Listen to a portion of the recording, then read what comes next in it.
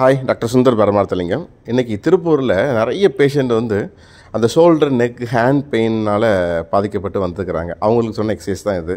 இந்த மாதிரியான தேய்மானங்கள் யாராவது சொல்லிட்டாங்க, ஆப்ரேஷன் பண்ணணும்னு சொல்கிறதுக்கு முன்னாடி ஓரளவுக்கு வலிகளோடு இருந்தீங்கன்னா, மதப்போடு இருந்தீங்கன்னா, இந்த பிக்சரில் காட்டுற மாதிரியான பயிற்சிகள் நம்ம பண்ணுறது நல்ல ரிசல்ட் கொடுக்கும். அதாவது ஒரு ஹேண்டை ஆப்போசிட் ஷோல்டரில் வச்சுட்டு மற்ற ஹேண்டை வச்சு அதனுடைய எல்போ ஜாயிண்டில் பிடிச்சி நல்ல மூச்சை உள்ளே இழுத்துக்கிட்டு, தலைக்கு அழுத்து முதுக ஸ்ட்ரைட்டாக வச்சுக்கோங்க.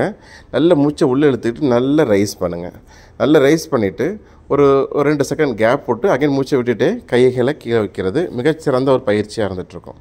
செகண்டு, அது ஒரு ஹேண்டை கீழ் நோக்கி வச்சு மறு ஹேண்டை பிடிச்சி நெஞ்சு நிமிர்த்தி வச்சுக்கோங்க. அப்படி மெதுவாக அந்த பிடியை விடக்கூடாது. கைகளை அப்படி திருப்பி வானத்தை பார்த்து வைக்கிறீங்க.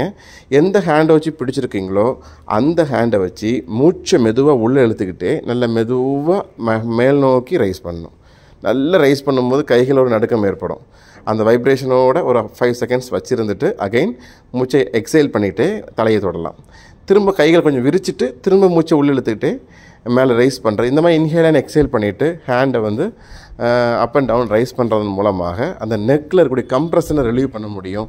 ஓரளவுக்கு ஆரம்ப கட்டத்தில் இந்த சவ்வு பிதுக்கம், டிஸ்க் பல்ஜின்றால் பாதிக்கப்பட்ட நபர்களுக்கு மிகச்சிறந்த ரிசல்ட் கிடைக்கும். இதனோடு சேர்த்து பெயின் கில்லர் எடுக்காமல் நம்ம ஜெய்கபிஷால் உள்ள ஆயுர்வேத மருந்துகளை எடுக்கும். இந்த பயிற்சிகளோடு சேர்த்து இந்த மருந்துகளை எடுக்கும் பொழுது கூடுதல் பலன், நிரந்தர நிவாரணம் கிடைக்கும்.